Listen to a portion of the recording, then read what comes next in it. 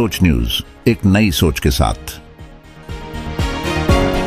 નમસ્કાર દર્શક મિત્રો, તમે જોઈ રહ્યા છો સોચ ન્યૂઝ। હું છું રવિ।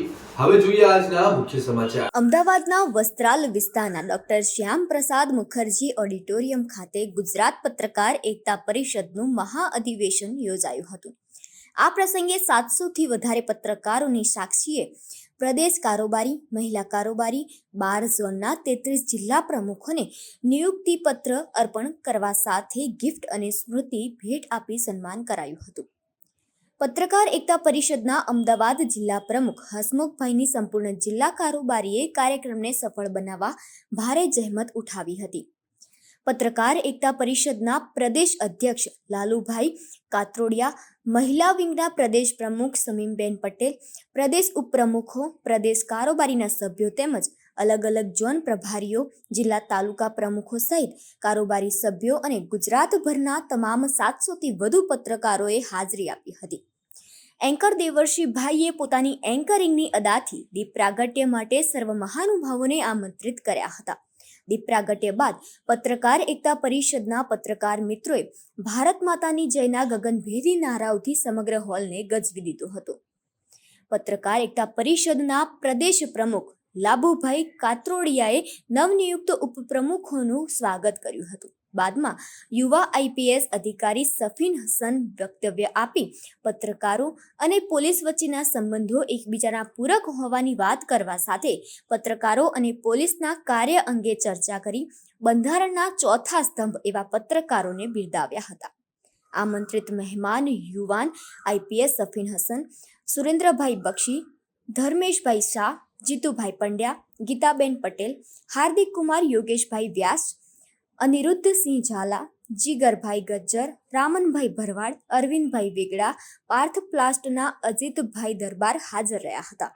આ મહાઅધિવેશનમાં પત્રકાર એકતા પરિષદના ગુજરાત પ્રમુખ દ્વારા ગુજરાતની નવી કારોબારીની ઘોષણા કરી કારોબારી સભ્યો, જિલ્લા પ્રમુખો, ઝોન પ્રભારીઓ, સહપ્રભારીઓ, કોઓર્ડિનેટરોને શાલ ઓઢાડી પુષ્પગુચ્છથી સન્માનિત કરી ટ્રોલી બેગ, લેપટોપ બેગ અને કિચનવેર આઇટમોની ભેટો આપી તેઓની પ્રેરણાત્મક હાજરીની નોંધ લઈને સન્માનિત કર્યા હતા।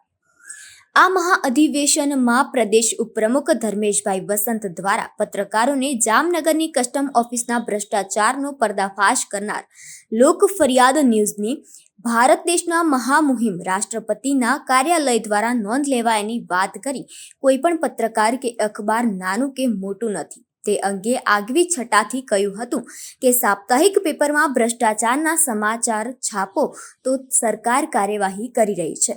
આમ કહી પત્રકારની એકતા અને અખંડિતતા જાળવવા જણાવ્યું હતું અને આગામી સમયમાં બહુ મોટું સંમેલન યોજાવાનું હોવાની વાત કરી સંગઠનને મજબૂત કરવા માટે હાકલ કરી હતી।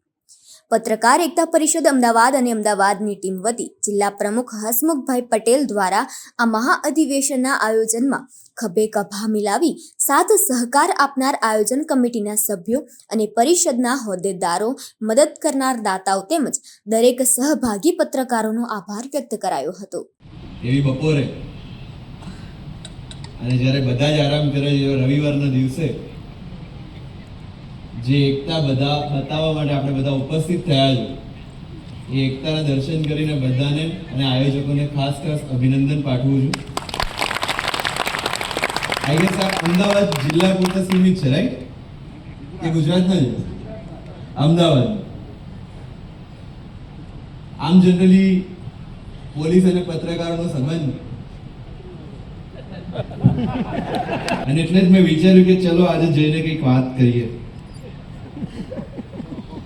ઓફિસમાં તો કરતા હોઈએ છીએ, ફિલ્ડમાં પણ કરતા હોઈએ છીએ, બટ આજે લોકશાહીનો ચોથો સ્તંભ જેને ગણી શકાય એ પત્રકારત્વ, મીડિયા જગત અને એ જગત સાથે સંકળાયેલા આપ સર્વે લોકો મિત્રો, તમારી અને અમારી નોકરીમાં બહુ ઝાઝો ફરક નથી, કારણ કે ન તો તમારા નોકરીનો ટાઈમ ફિક્સ છે ના અમારા નોકરીનો ટાઈમ ફિક્સ છે।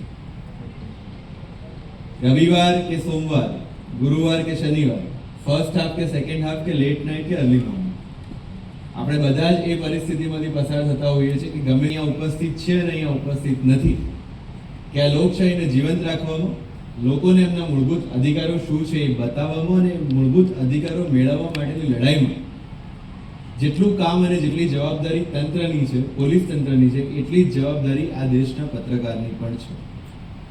અને એ જવાબદારી વર્ષોથી તમામ લોકો નિભાવતા આવ્યા છે.